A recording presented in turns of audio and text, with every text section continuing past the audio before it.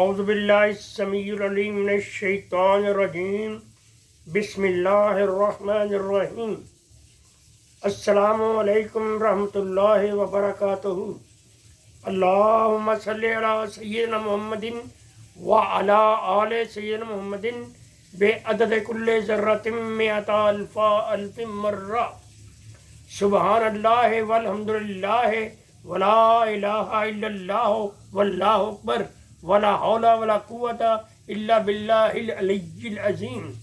حضرت ابو ہریرہ رضی اللہ تعالی عنہ سے مروی ہے کہ حضور نبی اکرم صلی اللہ علیہ وآلہ وسلم نے ارشاد فرمایا، دو کلمے زبان پر بہت ہلکے ہیں، وزن کے اعتبار سے بڑے بھاری ہیں، اللہ تعالیٰ کو بہت محبوب ہیں۔ وہ کلمات یہ ہیں: سبحان اللہ و بحمدہ سبحان اللہ العظیم۔ حضرت خالد بن عمران رضی اللہ تعالیٰ عنہ سے روایت ہے کہ حضور صلی اللہ علیہ وآلہ وسلم ایک قوم کے پاس تشریف لے گئے اور انہیں ارشاد فرمایا کہ اپنی ڈھال سنبھال لو۔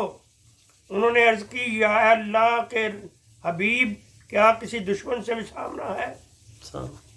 آپ نے ارشاد فرمایا، نہیں، بلکہ آج سے جہنم سے بچنے کی ڈھال سنبھال لو۔ آج سے جہنم سے بچاؤ کے لیے یہ کلمات ہیں: سبحان اللہ والحمد للہ ولا الہ الا اللہ واللہ اکبر ولا حول ولا قوت الا باللہ العلی العظیم۔ جو شخص ان کلمات کو وظیفہ بنا لے گا، اللہ تعالیٰ اس کے لیے 5 انعامات لکھ دیتا ہے۔ نمبر 1، کثرت سے اللہ تعالیٰ کا ذکر کرنے والوں میں اس کا نام درج کر دیا جاتا ہے۔ اللہ تعالیٰ کو یاد کرنے والوں میں افضل جانا جاتا ہے۔ جنت الفردوس میں اس کے لیے درخت اگایا جاتا ہے۔ اس شخص کے گناہ ایسے جھڑتے ہیں جیسے خوش درخت کے پتے۔ یہ شخص اللہ تعالیٰ کی نظر رحمت میں آ جاتا ہے، اسے عذاب نہیں دیا جاتا۔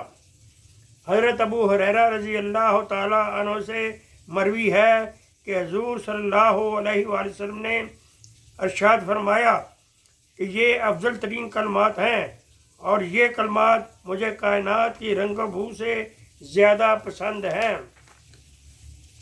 حضرت عبداللہ بن مسعود رضی اللہ تعالیٰ عنہ سے جب کسی سائل کو سوال کرتے ہوئے دیکھتے کہ وہ یہ کہہ رہا ہے، کون ہے جو اللہ کو قرض حسنہ دے گا، تو حضرت عبداللہ بن مسعود رضی اللہ تعالیٰ عنہ یہ کلمات پڑھتے: سبحان اللہ والحمد للہ ولا الہ الا اللہ واللہ اکبر، اور ارشاد فرماتے، یہی قرض حسنہ ہے۔ حضرت فقیہ رحمۃ اللہ تعالیٰ علیہ فرماتے ہیں، جب کوئی شخص تنگ دست ہو، اس کے پاس کوئی ایسی چیز نہ ہو جسے وہ صدقہ کر سکے، اسے چاہیے وہ ان مذکورہ کلمات کو پڑھا کرے تو وہ صدقہ کی فضیلت کو پا لے گا۔